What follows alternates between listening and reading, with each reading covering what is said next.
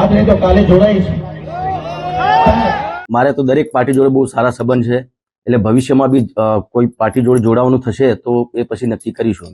અરે વાહ, વિક્રમ ઠાકોર હવે રાજકારણમાં જોડાવાની વાત કરી રહ્યા છે.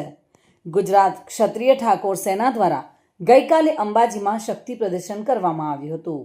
અભિજીતસિંહ બારડની આગેવાની હેઠળ ખેરાલુના મલેકપુરથી અંબાજી માટે શ્રી ભવાની ધામ સંકલ્પ યાત્રા નીકળી હતી. આ યાત્રામાં 1008 ગાડીઓના કાફલા સાથે હજારો યુવાનો અને સમાજના અગ્રણીઓ જોડાયા હતા.